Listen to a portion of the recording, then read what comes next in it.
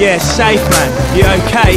Just calling to ensure you got back in. Hope you coped yesterday, cause I felt well damn grim. But yeah, in the air on the plane, my stomach was turning. Man, I was hanging, head just dead on the headrest in pain, praying away all my bad sins.